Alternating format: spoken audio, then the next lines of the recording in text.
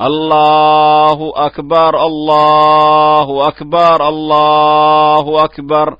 لا إله إلا الله الله أكبر الله أكبر ولله الحمد الله أكبر الله أكبر الله أكبر لا إله إلا الله والله أكبر الله أكبر ولله الله أكبر كبيرا والحمد لله كثيرا وسبحان الله بكرة واصيلا الله أكبر كبيرا والحمد لله كثيرا وسبحان الله بكرة واصيلا لا إله إلا الله ولا نعبد إلا إياه مخلصين له الدين ولو كره الكافرون لا إله إلا الله ولا نعبد إلا إياه مخلصين له الدين ولو كره الكافرون لا إله إلا الله وحده صدق وعده ونصر عبده وعز جنده وهزم الأحزاب وحده لا إله إلا الله وحده صدق وعده ونصر عبده وعز جنده وهزم الأحزاب وحده لا إله إلا الله الله أكبر ولله الحمد لا إله إلا الله والله أكبر ولله الحمد اللهم صل على سيدنا محمد اللهم صل على سيدنا محمد وعلى آل سيدنا محمد وعلى آل سيدنا محمد وعلى أصحاب سيدنا محمد وعلى أصحاب سيدنا محمد وعلى أنصار سيدنا محمد وعلى أنصار سيدنا محمد وعلى أزواج سيدنا محمد وعلى أزواج سيدنا محمد وعلى ذرية سيدنا محمد وعلى ذرية سيدنا محمد وعلى عشيرة سيدنا محمد وعلى عشيرة سيدنا محمد وصحبه وسلم وصحبه وسلم takbiirtaasu waxay ahayd takbiirtii aad weligiinba maqli jirteen dalkeenna marka la joogay waxaad og tihiin waddamadan iyo dalkeennu waxay ku kala beddelan yihiin ramadaanka marka waddanka la joogo iyo ciiddaba waa la dareemi jiray laakiin meeshan waxaaba laga yaabaa mar uu kuu dhammaaday iyo maruu kuu bilowday inaad kala gara weydaba marna shaqaa la ordaa mar istarays baa qofka haya wax takbiir ah male shicaar male nimanka bidcooyinkaa oo hadda wakhtiyadan dambeeto dadka culummada iskaga dhigana ilaahay oo la weyneeyeyba dembi ku tilmaameen takbiirta ilaahay weynayntiisa ah bayba dembi ku tilmaameen hadda takbiirtu dembi ma aha sideeda waxaa la yidhaha ciidda marka laga hadlayo ciidda salaadeedu waa shay sunnaa baa la yidhi waa sunno xanafiyadu weliba waxay qabaan waajib inay tahay xanbaliyaduna waxay qabaan fardulkifaa'i inay tahay laakiin waxaa loo badan yahay oo maalikiyada iyo kulli ay caddeeyeen sida madhabkeenna iyaba caddaynayaan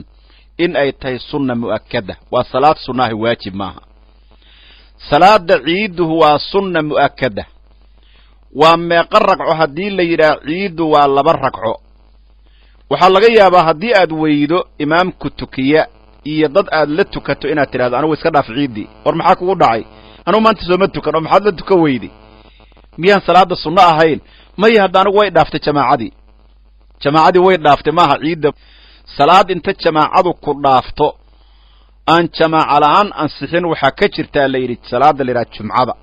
salaadaha kale way ku ansaxaan jamaaco fardina way ku ansaxaan laakiin jumcadu hadday ku dhaafto ragcada koobaad hadday ku dhaafto ee midda labaad aad ku gaarto si xaqiiqo ah hal ragcadood imaam ku soo gaarto way ku jirtaa jumcadu tan kalena kaligaa la imaatay haddii labada ragcoo laga salaamo naqsaday aad timaado duhur baad tukanaysaa oo kaligaa marba jumcadii ma tukanaysid laakiin ciiddu saasoo kale maahan ciidda haddii xitaa aad weydo jamaaco aad la tukato kaligaa baad tukanaysaa laakiin waxaa laga yaabaa dadkaas ay ka baaqanay sababtay uga baaqataahu inay tahay in aysan aqoonin xugunkeeda iyo qaabka loo tukado mana adka haddaan ogaa doonnaa insha allah qof kastoo caawana maqlaysa caalamka meel walbuu ka joogo dadka khadka ka dhegaysanaya iyo intay farriinta gaadhsii karaanba qaabka loo tukado baan hadda isku sheegaynaa insha allah si qof kastaa berri sunnadaas oo u tukado gabar iyo wiil iyo oday iyo hooyaba kulliba si loo tukado qof walbo ilaahay u qadaro hadda waxaa la yidhi dad aan soonka soomi jirin baa waxay dhahaan baa la yidhi ma soome ma tukadaa ka xun bay dhahaan inta soo lebistaan oo ciidda ka soo qayb galaan bay dhahaan war si fiican usoo lebis soo bax waana taariku salaad maalinkaa ciidda u imaanayaa inta kale waxaa laga yaaba inuu suxaara iska cuni jiray wax ciidahoo ay meesha u ansaxaya kaama jiraan baa la yidhi leanna waxa weeye muxuuba horta soomaaba qofaan salaadii ilaahay aan tukani soonkiisaba ilaahay waxba kamaba rababa waxba ku tari maysaba salaaddu waa tiirka labaad waana midda ugu horraydoo nabigu wuxuu yidhi calayhi salaatu wasalaam awalu maa yuxaasabu bihi alcabdu yowma alqiyaama assalaad buu rasuulku calayhi salaatu wasalaam waa midda ugu horraydo ilaahay qiyaamada addoonka su'aali doono haddii iyadu ay qalloocato arrintiisoo dhan wejigaaba looga dhifanayaabuu nabigu leeyahy marka soonkii salaaddii sidaas aheed in la yidhaahdo waxa weeye maalinkaa ha la sameeyo waxyaabaha qaladkaa waxaa ka mid a dadku ramadaanka say u fiican yihiin oo u khayr badan yihiin oo u salaad badan yihiin oo masaajidda u camirayaan oo kitaabaha u dhegaysanayaan oo tafsiirka wax uga akhrisanayaan ramadaanku markuu dhammaado baal toogaba ha noqoto qaybaha hadda qad ka dhegaysanayaba ha u badnaadeene qolo walba meeshoodii ka bilaabaysaa waxaa leeyahy bis ramadaanka uu noo dhammaaday waxaad arkaysaa laba qof oo raba inay macnaha xan iyo dembi iyo cabaar wadaan markaasaa midaa bilaabaya kii kale wuxuu leeyahy noo kaadi waa ramadaani ramadaankaa noo dhammaadee waaba macnaha lagu waktiyaystaaba ramadaanku markuu dhammaado baan halkii ka wadaynaa weeye macnaha laakiin inta ka horrayda hadda ramadaanku markuu dhammaado ilaahay aad ramadaanka caabudaysay rabbu baaqiyi shuhuur subxaanahu wa tacaala bisha kaleetana inaad caabudo ayaa lagaa doonaya ramadaanka khayrka ha la badsadaa la yidhi waa bishii raxmadda iyo nuurka iyo ijaabaadka iyo makfiradaa la yidhi maahane bishaas bisa ilaahay la caabudaa bilaha kaleetana waa la iska dembaabaa bishaasay xantu xaaraam tahay bilaha kalena way bannaan tahay bishaasoo maalaayacnigu uu xiran yahay inta kalena wuu bannaan yahay wax ku yidhi ma jiraan bil walba laakiin dembiga la dembaabaa bishaan sii xun khayrka la samaystaa ajir badan bilaha kaleetana mar walba dembiga la dembaabaahu sidiisii uu xun yahay weeyaan marka waxaa la rabaa addoonka bishaan ilaahay caabudayey oo ilaahay khayrkiisa iyo nicmada ka faa'iidaysan jiray bilaha kaleetana sidiisi inuu u wanaagsanaado dhammaan way isku dardaarmeen oo nafti iyo shaydaanka lala dagaalamo maxaa yeelay ilaahay waxaa loo caabudaya waxa weeye waajibkii oo ku faray baa la gudanaya wacbud rabbaka xataa ya'tiyaka alyaqiin midda kale wakti ay kuu imaanayso ajashii iyo geeridii lama ogaba salaada ciidda marka haddaan u soo laabanno qaabka loo tukado waa 2 ragco qof walba ayaa tukan kara labadaa ragco markaad xiranayso nabigeennu calayhi salaatu wasalaam wuxuu yidhi innama alacmaalu binniyaat wa innamaa likulli imrin maa nawaa waxaad niyeysanay attacyiin iyo wax la yidhaahdo qasdiyatu salaad 2 shay bisaa la niyeystaa sida fiqiga ku cad tacyiinku waxa weeye salaad ciidulfitri la yidhaahdo ama sunnadii ciidda ah salaatulciid inaad tukanayso tacyiin weeyaan salaadoo dhan maahan waa salaad magac leh oo cayiman oo magacaaban weeyaan qasadkuna waxa weeye inaad tukanayso qalbiga ku qabo wax adag maaha qalbiga soo geli inaad tukanayso salaatulciidna aad tukanayso allahu akbar way ku xidhanta waa intaa kaliya xidhashadeedu ma xidho aqaano haddadan xidho aqoon ma iska dhaafaysaa marka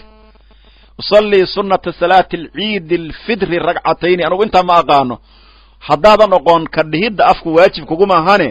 qalbiga ka niyeyso inaad tukanayso salaatulciid bes markaa intaa niyeysato salaaddii waad xidhatay ood kibaarata weeyaan waa horta xidhashadii halkaasi ka bilaabata salaadda marka la xirto maxaa la yska rabaa marka in la yidhaahdo waxaa la rabaa in la yidhaahdo 7 mar allahu akbar allahu akbar ragcada koobaad 7 mar hayra takbiirati alixraam takbiirtii xirashada ha ku tirsan markaad xirato 7 kaleeta xisaabo waa inaad kibaarato 7 mar 7daa markaad kibaarato ay kuu dhammaato bacdigeed akhri qur'aankii suuratulfaatixa iyo akhri suuraddii kaleeto sunnada ahayd iyo suurada dada kuwa xataa sunnooyinka ah suuratulqaaf oo kaleeto iyo suuradahaas xitaa qofkii haddii uusan aqoonin ha akhriyo suuradihii kale u garanaya xitaa ha akhriyo bacda takbiir waa inuu akhriyaa faatixadii iyo suurad kale oo qur-aanka ka mida waad tukatay waad rukuucday waad ictidaashay waad sujuudday waad soo fadhiisatay sidii loo tukan jiray caadiga ahayd ma isbedelayso waa salaadiyo sidii ah waad soo istaagtay markaad soo istaagtay haddana maxaad dhahaysaa 5 mar allahu akbar allahu akbar 5 mar weeyaan 5 mar markaad tidhaahdo kabacdiba wuxuu akrinayaa faatixadii iyo kabacdiba haddana akrinaya sidaas weeye tukashadeeda qaabka loo tukado oo salaadan loola yimaad waa noocaas baa la yidhi marka salaatulciid waxaan ogaanay qaabka loo tukada inay noocaas tahay salaadan salaatulciidulfitriga la yidhaahdo iyo salaatulciid aladxa oo noo imaan doonta haddii ilaahay cumri nagu gaarsiiyo labadoodu waxay daba dhacaan 2 rugni oo ka mid ah arkaanta islaamka ayaa la yidhi waa xajka iyo ramadaanka markii labadaasu ay taam noqdaan baa salaadaha lala yimaatay salaatulciidulfitri waqtigee la waajib yeelay waxaa la waajib yeelay sanadkii 2 oo hijriga sida culummadu ay wariyeen baa la yidhi sanadkii 2 oo hijriga ayaa la waajib yeelay waqtigeeda la tukado goormaa la tukadaa marka waa su-aal la isweydiinayo waan ogaanay waxa la niyeysto waan ogaanay inta ragcay tahay waa 2 ragco waan ogaanay ragcada koobaad marka la xirto 7 mar in la kibaaranayo ragcada labaad marka loo istaago 5 mar in la kibaaranayo waan ogaanay sanadkii la waajib yeelay ama la jideeyey waa sanadkii 2 hijrada nabiga markuu 2 sano nabigu madiina joogay calayhi salaatu wasalaam su-aasha kaleeto oo loo baahan yaho isweydiinaynaa waxa weeye salaadan waqtigeedu waa goorma ma waxaa la tukadaa 4 saac ma 8 saac oo subaxnimo ma waxaa la tukadaa 5 saac subaxnimo ma waxaa la tukadaa duhurku markuu soo dhow yahay goormaa la tukadaa waqtigeedu waxa weeye maa bayna duluuci shamsi wazawaal ayaa la yidhahdaa qoraxdu markay soo dhalato duhurkii kala barka cirka markay dhinac uga wareegtan intaan la gaarin inta ka dhaxayda waa gelinka hore waa intaan duhur la gaarin oo dhan gelinkaas hore ayaa salaadan waqtigeedu uu jiraa macnaha subaxiyoo dhan way jirtaa weeye macnaheedu subaxiyoo dhan way jirtaa gelinkaas hore oo dhan waa lagu tukan karaa waxaa la yidhi salaada ciidulfitriga waxaa sunnaa waqtigeeda inaan la dedejin hadday suuragal tahay oo xogay la dibdhigo dadku si ay u soo bixiyaan fitradii iyo ilaa waqtiga fadiiladaah oo fitrada la bixiyo waa subaxii intaan ciidda la gelin subaxa hore in la baxshaa fiican ciidda kabacdi markaad la aado hadday suuragal tahay weeyaan waxaa fiican in la dibdhigo dadku si ay fitrada iskaga soo bixiyaan oo kabacdi ay uga soo qayb galaan laakiin ciidda kale salaadeeda waxaa wanaagsan in la dedejiyo waqti hore la tukado dadku si markay ka soo tagaan kabacdi udxiyadii ay markaas kabacdi waqti ugu helaan oo udxiyadii u gowracaan oo jaanis kale ay u helaan weeyi labada ciidood masaladaas waa ku kala bedelan yihiin salaadoodu masalada labaad ay ku kala bedelan yihiin waxa weeye ciidulfitriga hadda aan joogno ciidulfitri waxaa looga jeedaa afurka ciiddiisii salaatul ciidulfitri salaada ciidda afurka ayaa la yidhahdaa macnaha waa la afuray waa la soomanaa jiray waa la afuray salaadan oo berri oo kale hadda noogu aadan waxaa sunno ah subaxii intaadan soo aadin in aad wax soo dhadhamido haddii ilaahay ku siiyo timir iyo qaxwo waxaad heli karto soo cun wax oon soo adoo sooman sidii qof soomanaha imaan waa laga wanaagsan yahay sida sunnada qofku inuu wax isagoo soo dhadhanshay oo soo baxa gurigiisa fiican maxaa yeelay horayba u soomanaa jiray maanta marka waxa weeye ma soomanid waxbaad soo cuntayba maba soomanid laakiin midda kale waa ka bedelan tahay weeyaan labada salaadoodba mid walba waxaa sunno ah sidii nabigu samay jiray calayhi salaatu wasalaam marka aad soo aadayso waddada aad soo qaado marka aad soo laabanayso ka bedel waddo kale haddana xoogay jid kale haddana la soo mar weeyaan faa'iidada ku jirtaa waa maxay labadaas waddo ood martay qiyaamadii ku marakacayaan waddadaana waxay leedahay isagoo salaada ciidda u socdo soo maray oo imaray middaanna waxay leedahay isagoo ka soo laabtay ayuu isoo maray labada wadda way ku marakacayaan weeyi marka si ay dhammaantood kuugu wada macnaha marakacaan qiyaamada markii la yimaado si ay kuugu wada marakacaan dhammaantood waxaa la rabaa dhammaantoodba in aad waxa weeye sidaas samayso ood labadaa waddo aad midna macnaha marka hore sii qaaddo midna aad ku soo laabato ayaa macnaha sunno ah baa la yidhi midna inaad marka hore qaaddo midna aad ku soo laabato salaada ciidda sunnooyinkaas bay leedahay sunnooyinkeeda kuwaas baa ka mid a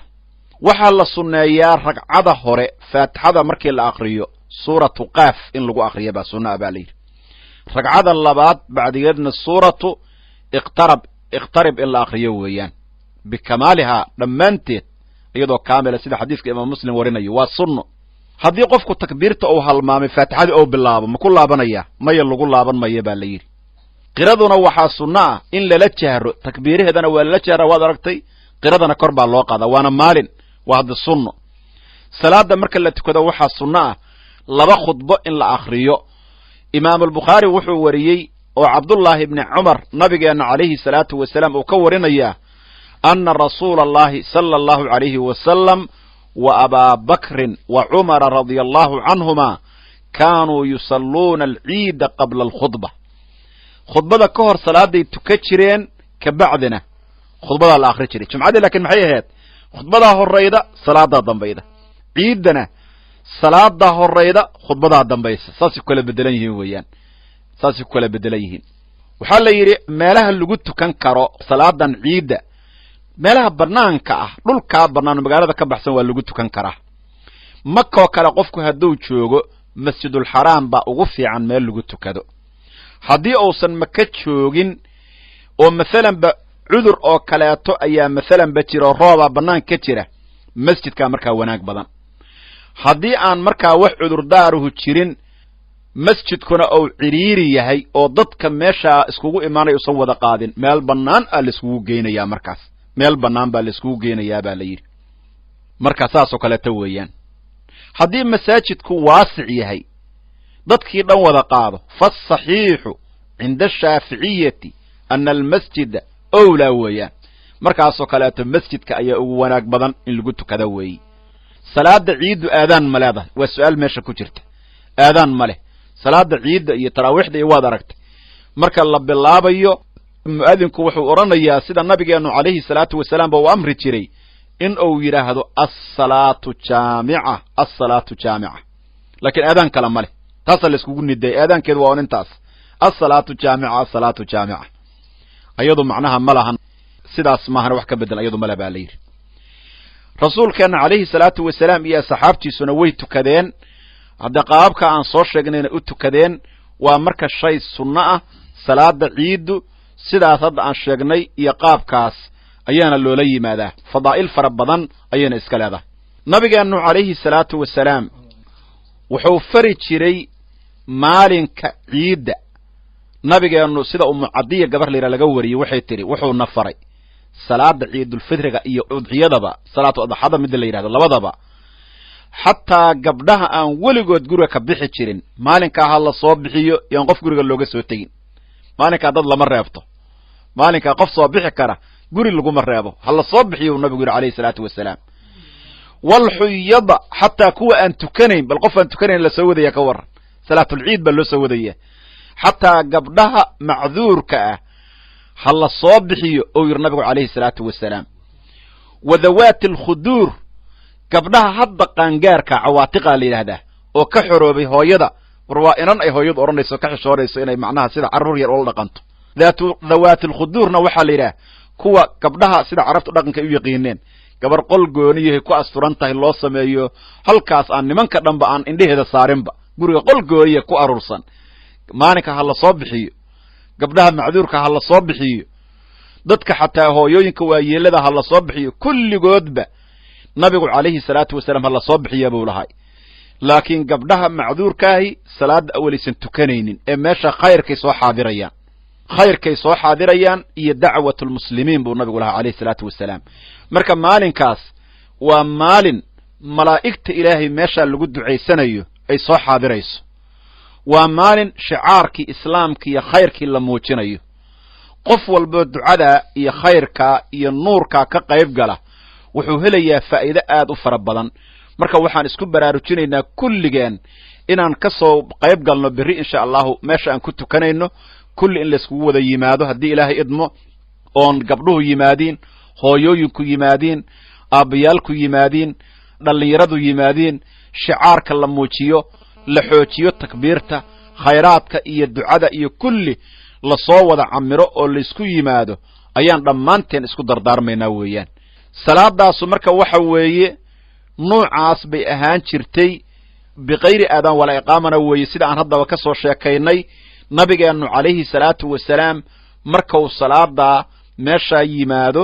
dadka ayuu rasuulku baraarujin jiray, aakhirada ayuu nabigu xasuusin jiray, dhimashaduu xasuusin jiray, wanaagguu u dardaarmi jiray. xataa dumarkuu nabigu calayhi salaatu wasalaam si gooniya u waani jiray calayhi salaatu wasalaam.